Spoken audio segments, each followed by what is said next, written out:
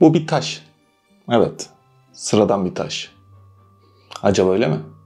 Milyon yıl önce bir primatın eline geçen bir taşı yontarak şekillendirebileceği bir alet olarak görmesiyle belki de bugün Mars'a kadar gidebiliyoruz. Senin sıradan gördüğün bir taş belki de bütün tarihi değiştiren en önemli şeylerden biri. Peki bu benim elimdeki ne o zaman? Bir taş. Sıradan bir taş. Ya da belki... Bazılarımız bir taşa bakıp sadece bir taş görüyorlar. Bazılarımız geleceği. Bazılarımız bilgisayarlara bakıp sadece kodlar görüyor. Bazılarımızsa başlı başına bir sanat. İşte bugün bilgisayar kodlarına bakıp sanatı görenleri inceleyeceğiz. Yazılımla ilgili en güzel filmleri sıralayacağım sizlere. Filmler IMDb puanlarına göre düşükten yükseğe doğru sıralı. Transcendence. Ülkemizde Evrim adıyla yayınlanan bu filmde bir bilim insanının yapay zekaya olan ilgisi, kendi bilincinin böyle bir programa yüklenmesiyle tehlikeli sonuçlar doğuruyor. Johnny Depp ve Morgan Freeman gibi dev isimlere rağmen gişede pek de başarılı olamayan bu film yine de listemize son sıradan girmeyi hak ediyor. Tron. 2011'de yenisi çekilen filmin 1982 yılında yayınlanan versiyonu çok erken bir dönemde yazılım dünyası hakkında ilginç bir film olarak karşımıza çıkıyor. Bir bilgisayar yazılımcısının dijital dünyaya kaçırılmasıyla birlikte kendimizi tarihin ilk simülasyon ve yapay zeka konulu filmlerinden birinin içinde buluruz. Free Guy. Listemizdeki filmlere nazaran yazılım temasıyla daha az ilgileniyormuş gibi gözükmesine rağmen ülkemizde gerçek kahraman adıyla yayınlanan bu filmin başrol oyuncusunun kendisinin bir yazılım olması onu da bu listeye sokmaya yetiyor. War Games. Seattle'da zeki ama motivasyonu düşük bir lise öğrencisi ve hacker olan David Lightman'ın IMSAI, AT-AT bilgisayarını ve modemini kullanarak okul bölgesinin bilgisayar sistemine erişmesiyle başlayan macerası dünyanın yok olmasına doğru giden bir süreci başlatır. Gerçi her Amerikan filminde dünya genelde yok olur veya yok olma tehlikesi geçirir ama 1983 yapımı bu film erken bir dönemde yazılımların ve yapay zekanın tabiat hakkında önemli bir çalışma olarak nitelenebilir. Pirates of Silicon Valley. Aslında bu listeye sadece sinema filmlerini almayı düşünüyordum.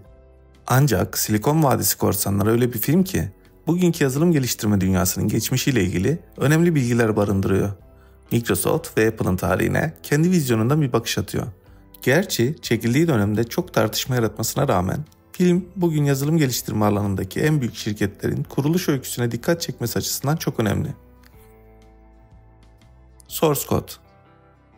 Bir asker başka birinin bedeninde uyanır ve 8 dakika içinde bir banliyö treninin bombacısını bulmaya amaçlayan deneysel bir hükümet programının parçası olduğunu keşfeder.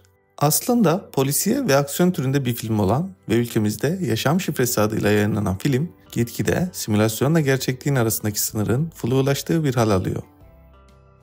Ex Machina. İşvereni Nathan Bateman tarafından Turing testi için insansı robotu yapay zeka ile yönetmesi için davet edilen yazılımcı Caleb Smith'in hikayesini anlatıyor. Caleb içine çekileceği deneyden habersizdir. Eva adında güzel bir robot kızın bedeninde dünyanın ilk yapay zekası Caleb'ı beklemektedir.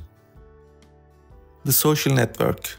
Harvard'da okuyan Mark Zuckerberg adlı öğrencinin geliştirdiği bir web yazılımıyla nasıl internetin ve dünyanın kaderini değiştirdiğini anlatan film. Bizi bir web sitesinin, dolayısıyla bir yazılım projesinin geliştirme sürecinin tam içine sokuyor. Enigma. Enigma, 2. Dünya Savaşı'nda geçen gerçek bir hikayeden esinlenilmiş bir film. Bugün modern bilgisayarların babası olarak düşünülen makinenin geliştirilme sürecini ve yaratıcısı Alan Turing'in hayatını konu alıyor. Bilinen anlamıyla ilk yazılımı geliştiren Turing'in Almanların şifrelerini kırmak için yeni bir çağ açmasının etkileyici hikayesi. Matrix. Tabii ki yazılım dünyasıyla ilgili filmlerden bahsediyorsak listenin tepesini tahmin etmek çok da zor değil.